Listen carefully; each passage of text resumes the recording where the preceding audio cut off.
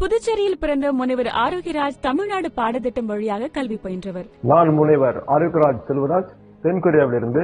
எளிமையான குடும்ப பின்னணி கொண்ட ஆரோக்கியராஜின் தந்தை அரசு பேருந்து மெக்கானிக். அரசு பள்ளி மாணவரான இவர் சென்னை லயோலாவில் முதுகலை பட்டம், அதைத் தொடர்ந்து உலகின் முன்னணி பல்கலைக்கழகங்களில் ஒன்றான சியோல் பல்கலைக்கழகத்தில் நுண்ணுயிரியல் துறையில் முதுகலை முனைவர் பட்டம் பெற்று தென்கொரியாவின் செஜோங் பல்கலைக்கழகத்தில் இணை பேராசிரியராக பணியாற்றி வருகிறார். திராவிட அரசு எளிய மக்களுக்கு கொண்டு சேர்த்த கல்வி வசதியை நினைவு கூறும் இவர் 100க்கும் மேற்பட்ட ஆய்வுக் கட்டுரைகளை வெளியிட்டதுடன் அமெரிக்கா ஸ்டான்போர்ட் பல்கலைக்கழகம் வெளியிட்ட உலகின் தலைசிறந்த 2% ஆராய்ச்சியாளர்களின் பட்டியலில் இடம் பிடித்து தமிழ் மண்ணுக்கு பெருமை சேர்த்துள்ளார். 2021ஆம் ஆண்டில் உலக தமிழ் சங்க விருதை வென்ற ஆரோக்கியராஜ் இதுவரை 12 தமிழ் மாணவர்கள் கொரியாவில் முனைவர் பட்டம் பெறுவதற்கான வழிகாட்டுதலை வழங்கி உதவி புரிந்துள்ளார்.